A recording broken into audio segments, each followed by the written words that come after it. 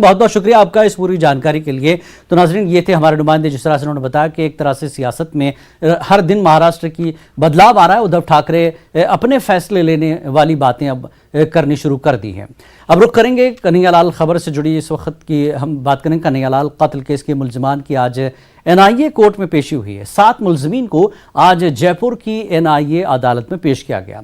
अहम मुलजिमीन में मोहम्मद गौस, रियाज अत्तारी की भी पेशी हुई है, जिसको लेकर district and session court Jaipur में सख्त सिक्योरिटी इंतजाम किए गए थे। 3 मुलजिमीन को पुलिस तहवील में दिया गया, जबकि 4 को अदालती तहवील में भेज दिया गया है। कन्हैया को 28 जून को कत्ल कर दिया गया था, जिसके बाद लगातार से गिरफ्तारियों का सिलसिला जारी है।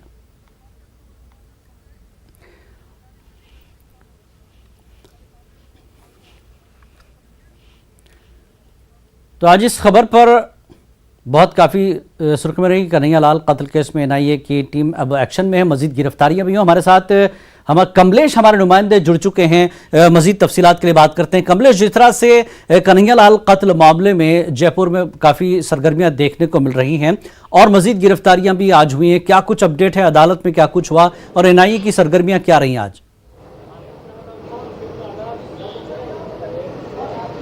जी देखिए, बिल्कुल उदयपुर के अंदर आज इस कन्हैयालाल हत्याकांड को लेकर NIA की टीम आज सुबह उदयपुर पहुंची और सबसे पहले उदयपुर के अंजुमन चौक में, जहां पर अंजुमन के सदर हैं मुजीब सिद्दीकी, उनके घर टीम पहुंची। टीम वहां पहुंचने के बाद पूरे घर की तलाशी ली। तलाशी के दौरान उन्हें वहां पर कोई संदिग्ध वस्तु हालांकि नहीं मिली और करीब 5 से 6 घंटे उनके परिवार के साथ पूछताछ की। पूछताछ करने के बाद फिर टीम जो है कि उन मुजीब सिद्दीकी को, सदर को, वहां से पूछताछ के लिए लेकर रवाना हुई। जी उदयपुर में कमलेश एक तरह से गिरफ्तारी हुई, NIA की अपनी कार्रवाई चल रही है, लेकिन इसी मामले को लेकर एक तरह से अब राजस्थान में सियासत गर्म हो गई है। अशोक गहलोत भी अब इस तरह का बयान दे रहे हैं जिससे इस पर सियासत लंबी हो सकती है।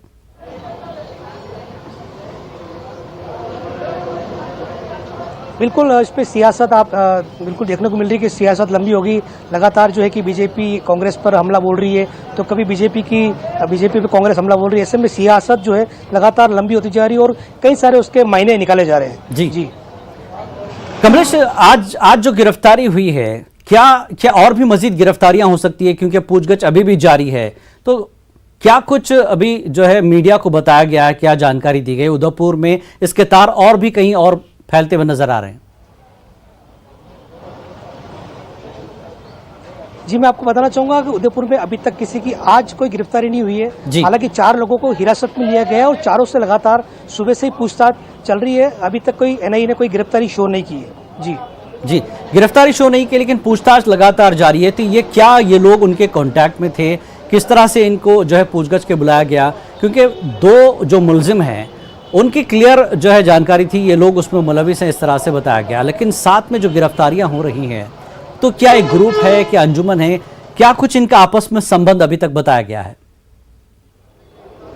असल जो मुलजिमीन गिरफ्तार हुए थे, बिल्कुल अभी तक कोई ऐसी आधिकारिक पुष्टि नहीं हुई जिससे ये सिद्ध होता है या कोई आरोप सिद्ध होता है कि ये सीधे आरोपी और या सीधी कोई गिरफ्तारी की जाए।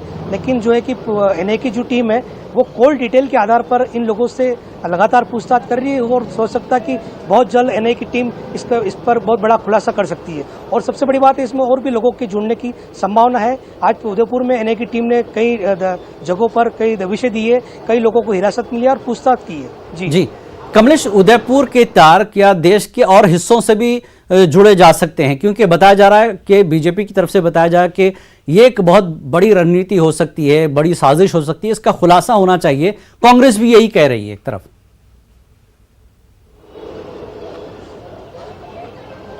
बिल्कुल, आपका ये यहाँ पर बीजेपी ने जो कहा है कि इसके तार पूरे देश भर में भी हो सकते हैं। इसके लिए NIA की टीम देश भर के विभिन्न हिस्सों में लगातार जो है कि जांच पड़ताल कर रही है और इन हत्याकांड से जुड़े लोगों तक पहुंचने की पूरी कोशिश कर रही है। अभी तक देखा जाए तो 7 लोगों की गिरफ्तारी हो चुकी है और आज जो है उदयपुर में 4 लोगों को हिरासत में लिया है, जिनसे लगातार पूछताछ जारी है। जी बहुत बहुत शुक्रिया कमलेश इस जानकारी के लिए। तो बहरहाल कन्हैयालाल कत्ल केस को लेकर एक पूछताछ जारी है, गिरफ्तारियां हो रही हैं लगातार। जैसा कि उन्होंने बताया कि अंजुमन कमेटी के जो सदर हैं उनके घर पहुंची थी NIA, 5 घंटे तक मुजीब और उनके घर वालों से पूछताछ जारी रही। इसके अलावा भी कई लोगों को एनआईए ने गिरफ्त में लिया है, जिनसे पूछताछ अभी भी जारी है।